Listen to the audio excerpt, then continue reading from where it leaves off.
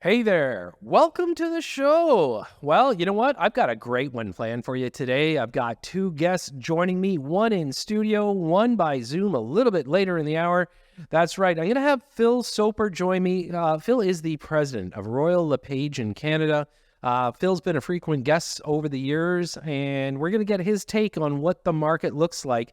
What's Royal LePage take for the next year or two? What's going to happen in the real estate market?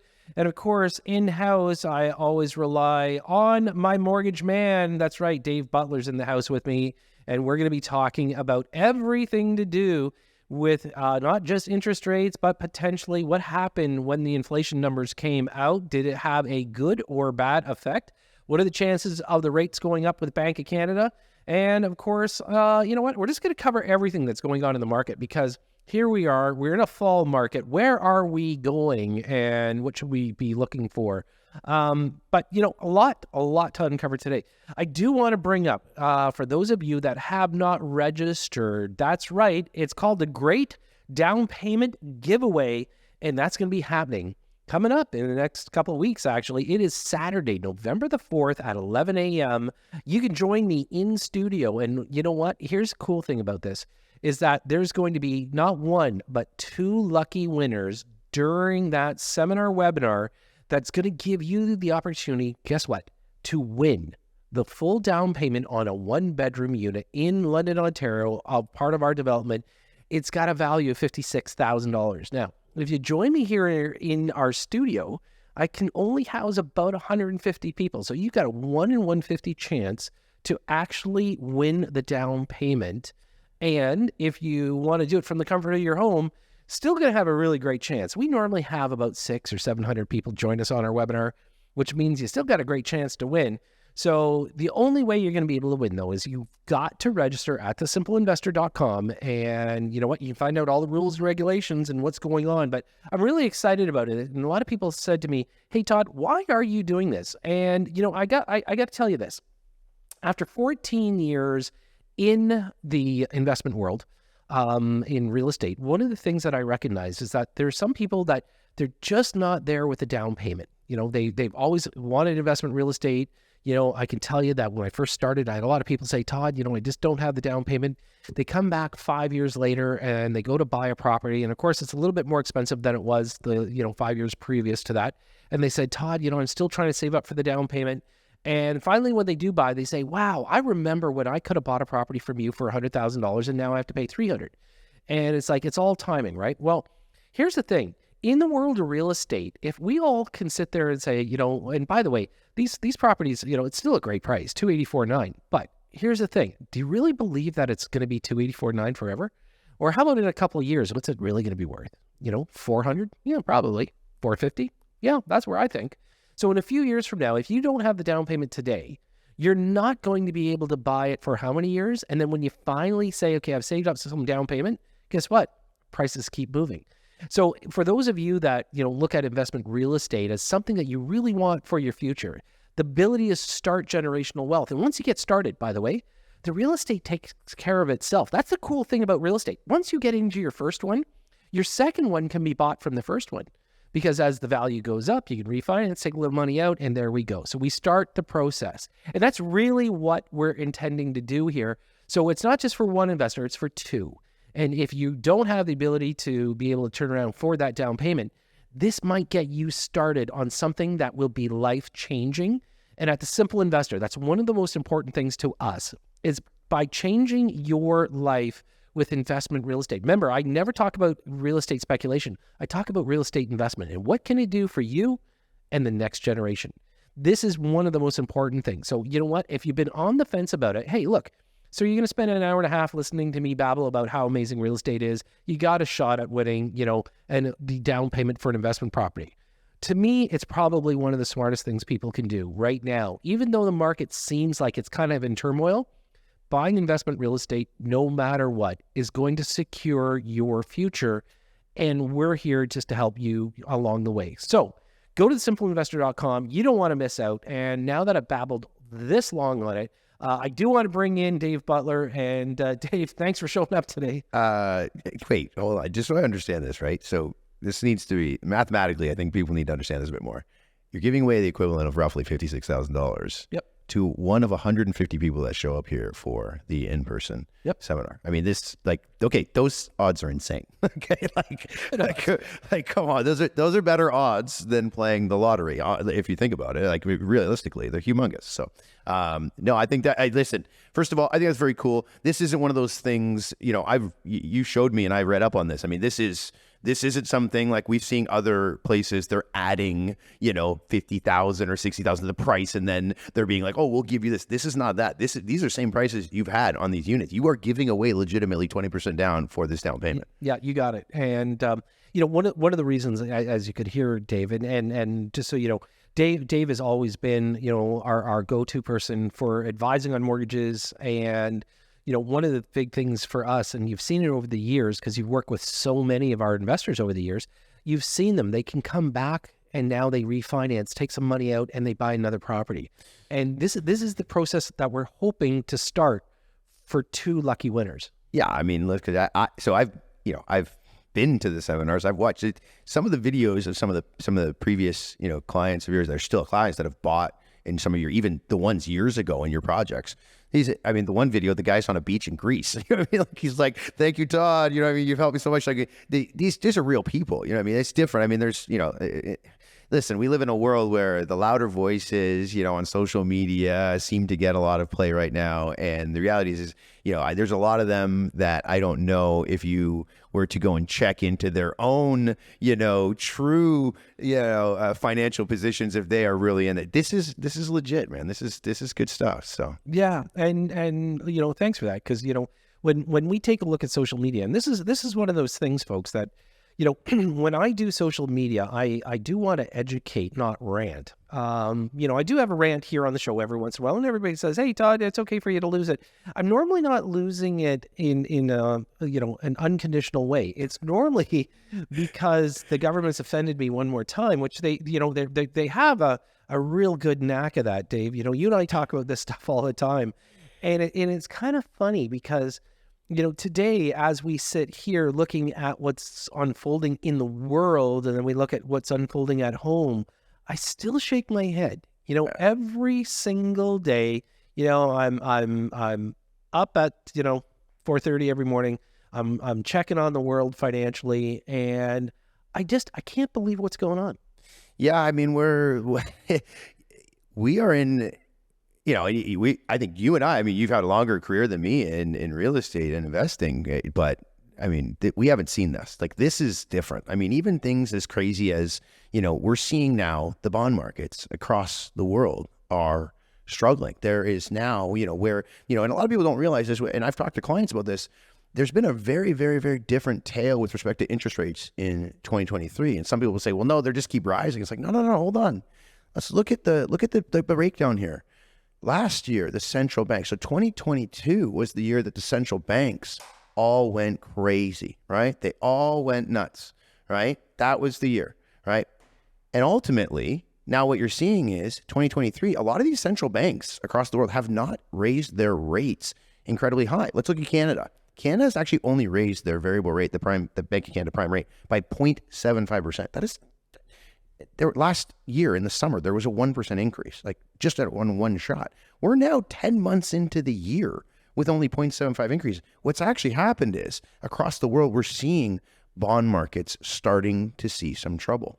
And what's happening there is, as we notice, the fixed rates here in Canada and in the United States have actually gone up disproportionately to the amount that the central bank rates have gone up. So you're actually seeing what happened last year was central banks raised like crazy. The bonds didn't catch up in time, right? Which they were basically pricing out that we're going to see lower rates sooner than later. Now that it has been confirmed that we're seeing slightly longer, higher rates for longer. The bond market is starting to reprice, and we're seeing violent action. And you're even seeing things like U.S. bond market, treasuries, things are starting to break down. We're seeing huge pain being felt. And this is interesting because it goes back to some of these social media people. I see some of them, and one in particular that's saying, well, watch out because your broker might start trying to get you to sign a 5-year variable, and they're doing it for pay and all this stuff. If you're a mortgage broker and you're doing deals for based on the pay you're getting between a 5-year and a 1-year or 2-year, you're not a mortgage broker to me. Maybe, if you're doing 1 or 2 deals a month, maybe that's something you need to look at. Maybe you're putting more emphasis on how much you get paid per deal. But a real brokerage is not looking at that. A real brokerage is looking at what's best for the client. And in my opinion, today, when you're looking at flexibility, something that I think all Canadians should want to be in their mortgage, you have a 1-year fix, you have a 2-year fix. Because the bond market has been so different and violent this year, you now have higher rates on that than the 1-year, 2-year than you do on the variable. The variable is actually coming back, and it's not because of pay. It's because it actually makes sense. If the Bank of Canada decides they are no longer going to raise interest rates, and it likely means that they will start to come down, you likely may want to be riding that variable down, because eventually when the bond markets do sort themselves out, they will now retract when the variables come down. And guess what? You might be in a situation you can lock in. And people don't realize this, and maybe they do, maybe they don't. In a 5-year variable rate, you can lock into a fixed rate at any time. So I could ride it down 2 years, 1 year from now, the fixed rates are lower. Guess what? Locking into that fixed rate. And I secured me and my family a better financial position. Yeah, no, that's amazing advice. And I hope I think everybody should actually, hit replay on this, because what Dave just said, you can't even find that stuff in true financial, seminars. I'm going to tell you that. And that's one of the reasons why I love having Dave on the show so much, is that he just tells it how it is. And Dave, you and I have lots to talk about yet. So, hey, by the way, if you're not following me on Instagram, do it. The Simple Investor One. I'm going to keep you up to date on what's going on. I can tell you right now, and you can go to our website for this, but we just opened up, and it's a really small one, but we just opened up a JV release. Just happened, our joint venture. Somebody can actually partner with us on a small development that we're doing. It's an amazing return, 30% return within a 12-month period. And if you want to be part of it, go to thesimpleinvestor.com, look into it, or you can actually message me on Instagram, The Simple Investor One. Happy to talk about it. And when we come back, I've got more with Dave Butler, so stay with us. We'll be right back after this. Hey there, welcome back. In studio with me, Dave Butler. Yeah, he is the mortgage broker extraordinaire. And Dave, we were having some fun just before the break. You were talking, obviously, about the bond yields, bond market, what people can anticipate. But, you threw something out there. We were talking about it off air, and I thought we'd kind of bring it up. You did mention about the idea that, you got these wannabe heroes on social media that want to dictate on what people should be doing, especially, it's amazing. Normally, the louder they are about certain things, the less they know. And when you were talking about, looking at what you should be doing as far as a mortgage right now, how you can save money, because we know that, by all intents and purposes, we should be looking at the Bank of Canada.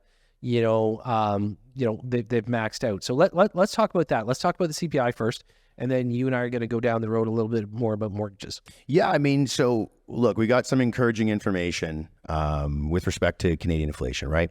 September's stats came out, and we were lower, not just lower from the previous month. So we were 4% the previous month, came in at 3.8 this month. It wasn't necessarily that we came in lower. I think certainly Canadians aren't going to really jump up and cheer over a 2.2 decrease, but it was that the market had not expected that. The market was kind of pricing in a flat, 4%, maybe even 4.1. So the fact that we beat expectations is actually fantastic. And I think if you look at it, we all know we're all saving a little bit more money in October on gas, right? It's a little bit down. So that's going to come into effect next month when November publishes the October numbers. And I really, really want to be clear on this for Canadians, because there's a lot of information out there, and it just seems like it's so much, and it's so hard to understand. Look, with inflation, a lot of current headline inflation number is taking into account mortgage interest, i.e. rents, okay? So, and this is huge, and people really need to start to understand this.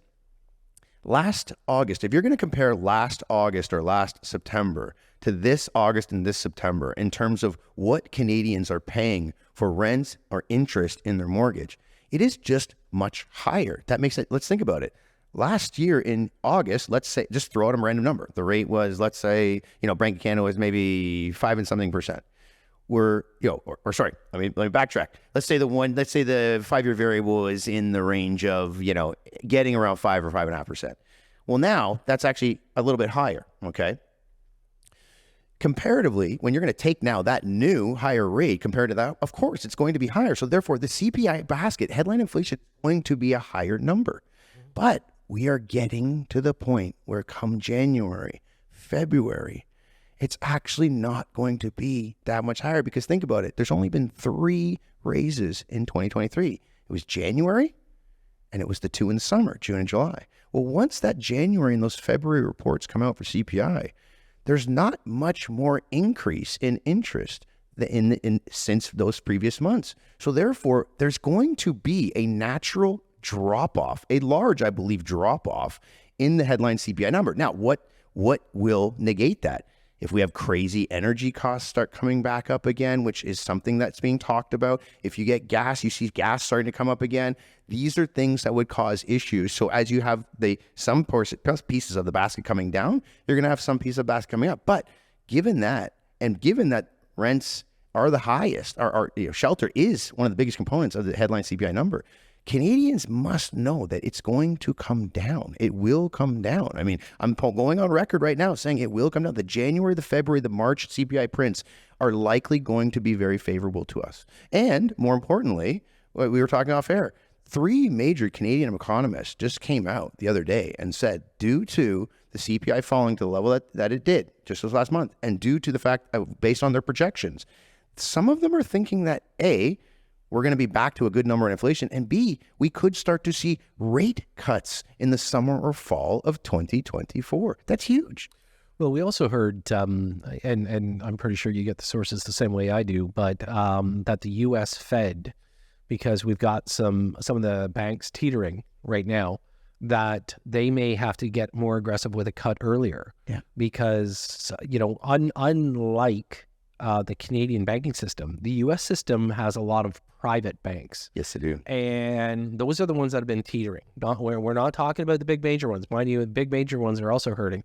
But it's some of the smaller ones. But the smaller ones are still substantially, in size. Like they're some of the small banks in the U.S. are as big as, our top number 4 or 5 here in Canada. So, whenever we talk about that, folks, you got to keep an eye, an eye on the market, because it's 10 times the market that we have here in Canada. So, but Dave, one of the important things, I think, what you also, we're peeling back when we talk about interest rates, there's going to come a time where finally the Bank of Canada is going to say, and we're done raising interest rates. I think we're close. I think that, we got our meeting coming up this week, and I think that we could potentially, not have a increase, and depending on the numbers that'll come out for October, because they do kind of play year over year and things like that, I think potentially we could be at the end. It just doesn't feel right for them to increase coming off of that CPI print. I think that, Canadians have been looking for any little light at the end of the tunnel, seeing CPI starting to look like it may be re-entering its downtrend has obviously perked up. People are feeling better, because we know a lot of Canadians are feeling strapped right now financially. And I think obviously this leading into next week, if they were to go and raise on the heels of that news, I think that would just look bad publicly, and I think it would look bad politically as well. So I think I'm in line with you. Based on that CPI print, I'm going to say that next week I'm predicting Bank of Canada holds. I believe they'll still use language that's going to, and they naturally do. They need to. Inflation is not necessarily in their target zone and that they think it's going to get at. So they need to use language still that's going to say, look, if inflation perks up, we're still going to be looking at. So don't, they're going to try to let Canadians know, don't feel like we've won this. Yeah. But you've got one more meeting in December. And then by January, I think if CPI, the numbers are starting to go the way that you and I have talked about, I think there's a very good chance they start using that different language that you're looking for them to use. And I think we talked about it earlier, and I'm sure we get into it. That's going to spark a frenzy. Yeah, and that's one of the things we're going to talk about that definitely in the next segment, because I do want to talk about what we call a bounce and what that looks like. But the ominous part, Dave, that the government continues, and Bank of Canada, the government. And by the way, I'm pretty sure, have you seen those commercials lately where the government's promising that they're building 1.5 million new homes? I got to ask you, should they not be charged with false advertising? Because it's one of these things that, I'm sitting there, watching some TV with the family, and all of a sudden this ad comes up, and all of a sudden you hear this, and the Ontario government's committed to building 1.5 million homes. So when, you know what I mean? Like how? Like you can't build 1,000. I mean, here's I was talking to you off air, and guess what? The Simple Investor is going into the business of building, and we are going to be adding purpose-built rental properties to some of our portfolios because we have some excess land. We've been approached by the municipalities, so I can tell you that, I can't build 1.5 million homes. Let's be clear.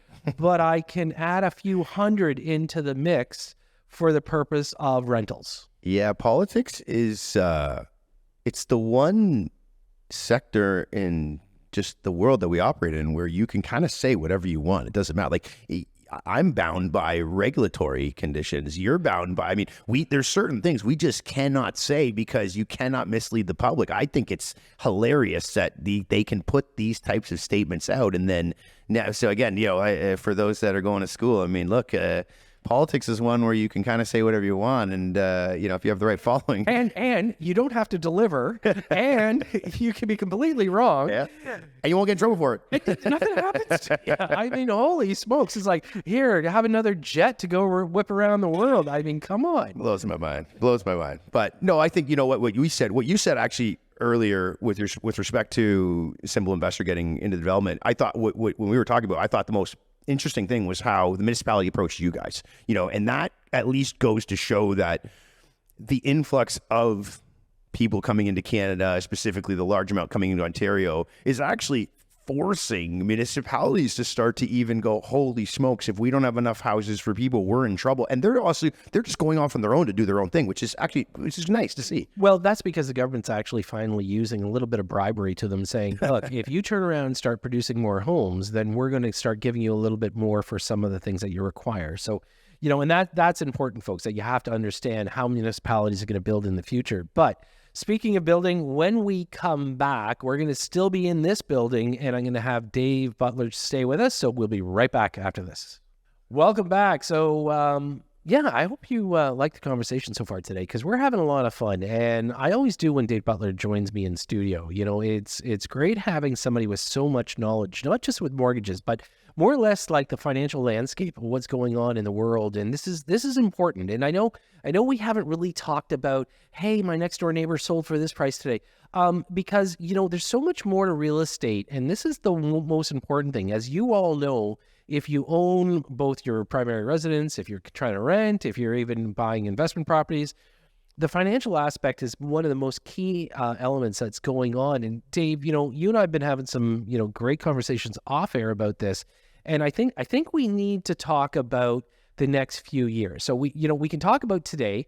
And look, let's be honest, interest rates suck. Okay. Now, of course, if you locked in, as a lot of people have. So let's talk about the lock-ins right now, Dave, because I think it's important. So if you bought in 2019 and you took a 5-year term, you're coming up for renewal next year. So 2024.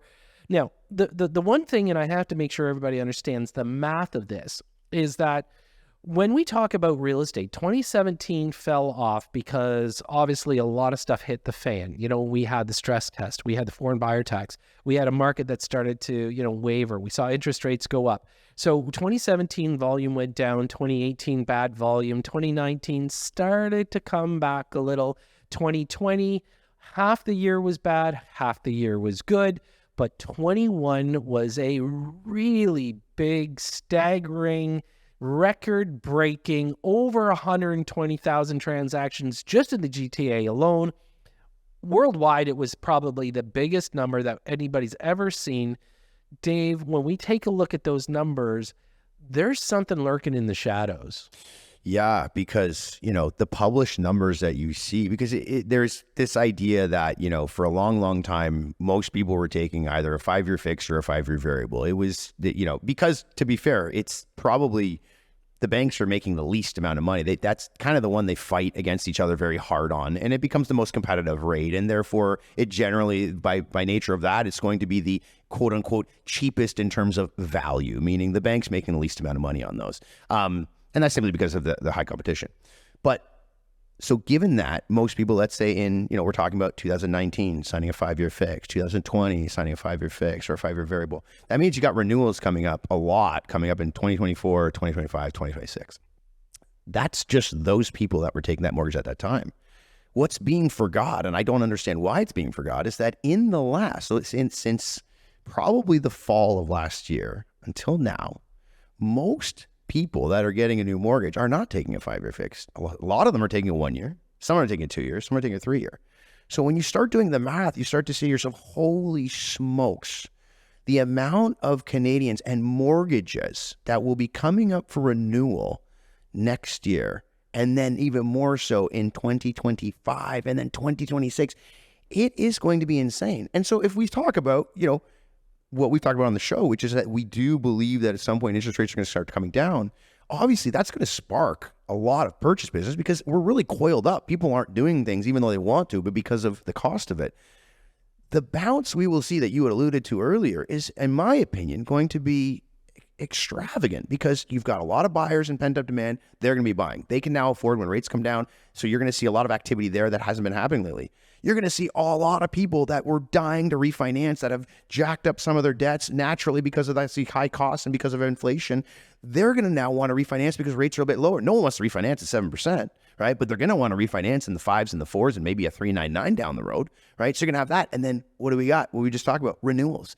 You are talking about the largest amount of potential mortgage volume you could see in a concentrated small amount of maybe 1 or 2 or 3 years. And it's going to send things through the roof potentially. Again, there's all kinds of other macro things that could happen that could stall that. But in terms of everything moving status quo, that's what we're looking at, I think. And, when we talk about bounce, so Dave, you did, explain obviously the mortgages quite well. And this is what people have to understand is that a lot of times also that when we talk about a real estate bounce, and here's the one thing, I always love it when people say, oh, you got to time the market. Time the market. Come on. I mean, look, here's the thing. Here's the timing in the market. Okay. If you're not actively looking and prepared to pull the trigger right now, you're going to be late. If you haven't turned around, got your pre-approval at today's interest rates, yeah, we want to get the lower ones. Yes, by all means. But forget about the government building because that's not going to happen. Yeah, we sit there and it was funny. I saw a report that somebody turned around and said, oh yeah, there's more starts this year, which means it's going to have an adverse effect to the real estate market, for sellers. And I'm like, just because it starts doesn't mean it's finished. So do we forget that there's a 2, 3, 4 year cycle to build? Like, look, this stuff's not going to all of a sudden wave into the market and everybody says, oh, we're flooded. And of course, when we talk about the one monkey in the room where everybody sits there and gets upset about, but when they turn around and say, well, there's more listings now than we have seen in the last couple of years. Okay, let's be clear. There wasn't enough listings in the first place, hence the reason why the market was going crazy. We had multiple offers. But let's just pretend this was a normal market when it came to listings. How many new properties and residents did we add for the 2 million people that are immigrating into Canada? Yeah. I'm sorry. All we're doing is shifting the owner, but we're not shifting, adding more properties. So when people come out and say, well, all these real estate investors have to sell because they're underwater. Great. There's a tenant there, yes? And they say, yeah, because they're all tenanted. Great. So you're telling me, though, if they sell, somebody moves into it, that tenant needs a place to live.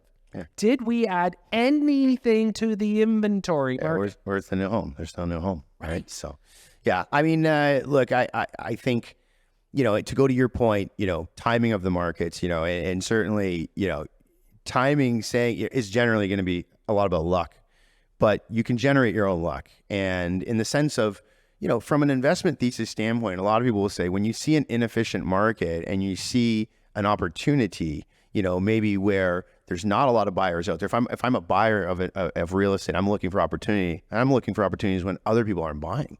Right. I mean, I don't want to say, sure, you can buy when others are buying, but if I'm really looking for that real opportunity, I might be buying when others are buying. And much like the other way is, when there's you definitely want to sell, when there's a lot of sellers. Right. So ultimately, what I would say is this.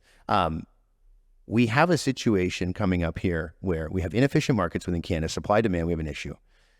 You've pointed this out. I mean, this is very clear. And they're not adding new homes, right? They're trying their best, but they're not. And we also need to look at the fact that down the road, we have even though they're talking about housing starts, we know that in the last year, the amount of builders that are having trouble, there was a report that came out, a major builder is going into receivership. I think it's going to start hitting the news soon. We just heard about it earlier today. Listen, the amount of properties that are going to be built and going to be ready for people in the future is not going to pace anywhere where we had earlier. So, and you're continuing to bring all these new immigrants in the country, which I have no problem with immigration, but a lot of them are coming here and we just don't have the housing for it. So for opportunity's sake, look, interest rates are high, affordability, the numbers may not look good. But if you're starting to see, if you get an inkling that the Bank of Canada is going to stop raising rates, and you believe as an investor that you were willing to take the risk that rates may start to fall, you could get in early before the anticipated kind of purchase frenzy. And we all know what happens in a purchase frenzy in Canada. We've already experienced it. Prices run like crazy, right? Because of our supply demand issue.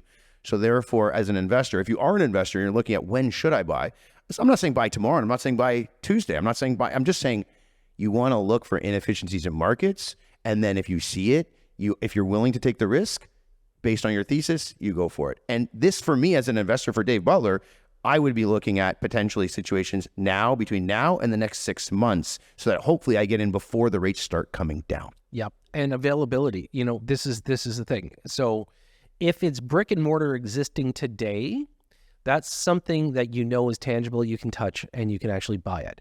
When you talk about the builders, as Dave had mentioned, we've got builders that are on the fence right now. A bunch of them have said, we're not going to build until we see better interest rates, which means you just put a 5-year delay into everything. When you have builders that are struggling financially and they're not going to build, then if somebody buys their existing land and has to restart the process, just so you just hit a 10-year window. So these are the kind of things that, folks, if we take a look and try to analyze the future of real estate, the future's today always. So, everybody's heard my expression, today's the tomorrow you thought about yesterday, okay? It's amazing how that stands true in the world of real estate. If you say to yourself, well, tomorrow I'm going to buy, tomorrow comes, well, that's today, and then the next day, it's already yesterday, you missed out, and the opportunity's always in front of you.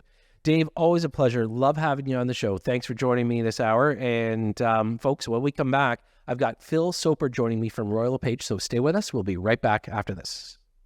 And welcome back. As I mentioned just before the break, my next guest, he's no stranger to the show. Love having him on about every 6 months. Phil joins me. I've got Phil Soper. He is joining me. He is the CEO, president of Royal LePage. And Phil, great to have you back on. Hey, great to be here, John. So, you and I haven't spoken throughout the summer, but of course, Bank of Canada rate, twice they increased it. You hear a lot of doomsaying in the real estate market where I don't necessarily always agree with some of the reports, Phil, because you live and breathe this, leading, one of the biggest real estate companies in North America. Tell us, how do you feel about the market and what the interest rate environment's been doing? I was speaking to a Teams event, real estate teams, just this morning. And one of my key messages was, remember that this is short term. So don't make crazy decisions based on thinking this is going to stick around. We're in an adjustment period where the volume of transactions is going to be lower. But the medium term, and by medium term, that should start in less than 12 months, out for 20 years, looks incredibly positive for Canadian real estate, for real estate in our biggest provinces, and to a lesser degree right across North America. Population's growing, the desire for home ownership remains very high in our surveying and research.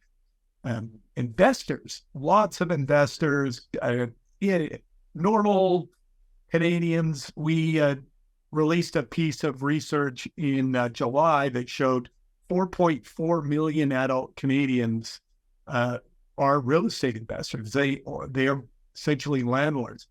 A real funny little stat out of that, some 5% don't own their principal residence. They're typically young people who have, before they buy a home for themselves, they're buying one because they believe in the the growing demand for housing. So the overall, if you're looking for an industry to hook your career cart to, it's very positive. But in the next few months, it's going to be the number of homes trading hands are simply lower than we're used to, and people are going to have to employ strategies to get through that time, whether it's expense management or a little more guerrilla warfare when it comes to getting out and getting the business for themselves that it's available. Yeah. So maybe a little harder work. Yeah.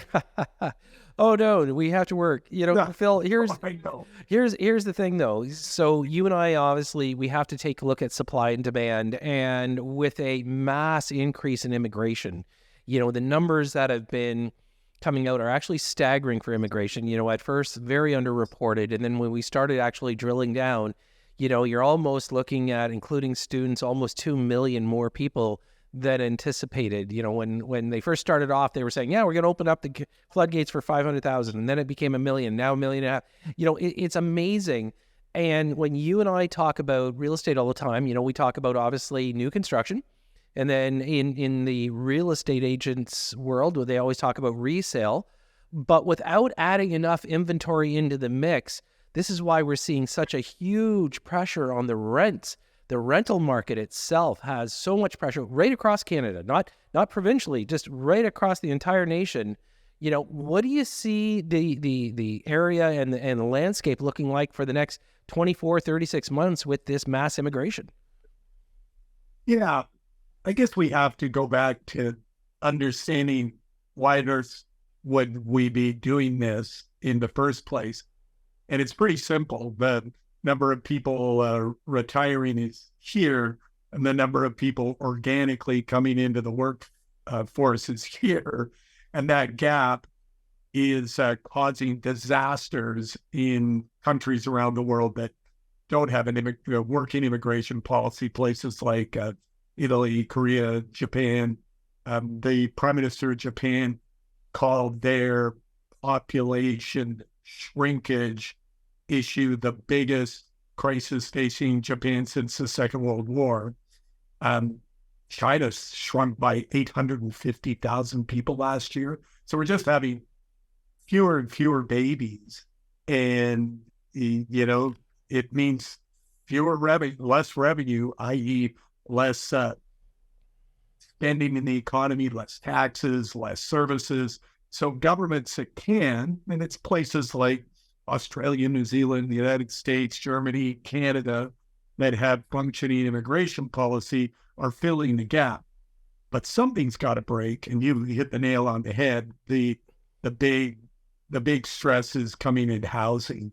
We seem to be able to do a better job than almost anywhere on earth in terms of the cultural integration. Some 87% of Canadians say immigrants add color and positivity to Canadian society. But, there's pressure on that positivity when your kids can't afford a house, or they have to move from Toronto to, Sudbury or St. John, New Brunswick to afford a home, and you'd like them to stay at home. So there's no easy answers to these big challenges. It's not going away. Even if we taper in immigration somewhat, which I wouldn't be surprised happened. It was a bit of the pandemic influenced a lot of things, and this is one area. And so things will even out. We're still, just out of necessity, going to be adding more people to the mix. Then there's two other variables that don't get talked about a lot. One is baby boomers are supposed to be vacating family homes by now. That's the way it's worked in previous generations, but they're not going anywhere. Yeah. They're staying in those homes. So some of the existing inventory that would have been freed up for millennials isn't. And number two, the number of people living in per household has plummeted. In my grandparents' day, it was 6. In my parents' day, when I was a kid, it was 4. We're down to 2, and it's trending lower. So there's more and more one-person households. And so, in a generation, if you go from 4 people to home to 2 people per home, you need twice as many homes. So that was not, nobody thought about this, or if they did, I haven't read it. Back when we were doing our sort of future view to the future. So lots of challenges. The bottom line for people in the development world, in the real estate brokerage world, in the financing world, is that there's going to be upward pressure on the value of residential real estate for years to come. That's very uncomfortable, well above normal inflation. Yeah. There's just no way to avoid it. Yeah. Well, listen, Phil, thanks so much for joining me today. It's great to have you on. I'm looking forward to having you on probably before the new year, just so we can kind of figure out how the year finished up. But always great having you join me, and look forward to having you back on real soon. You take care. Cheers. Thanks. So that was Phil Soper. He is the CEO and president of Royal LePage. Always great having Phil join me. And I also want to thank Dave Butler for being in studio. It's great having Dave here. Lots to talk about always. Great conversation. Hopefully you enjoy the banter between Dave and I. As I mentioned earlier in the show, don't forget, coming up on Saturday, November the 4th, that's right, at 11 a.m., we've got our Simple Seminar webinar, and it is the Great Down Payment Giveaway. You don't want to miss out for an opportunity to win your down payment, but hey, why not make it 2? 1 in studio, 1 at home. Go to thesimpleinvestor.com to register. You don't want to miss out on this opportunity. And think of one more opportunity.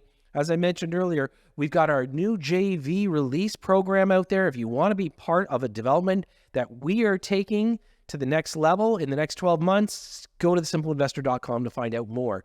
But I do want to thank my producers, Omar and Aiden. They keep it simple for me every single week. Most importantly, I want to thank you for tuning in and making us the #1 real estate talk show. Of course, I'll be back next Sunday as usual at 12 o'clock. I'm your host, Todd C. Slater. You've been listening to Simply Real Estate right here on News Talk 1010 Toronto.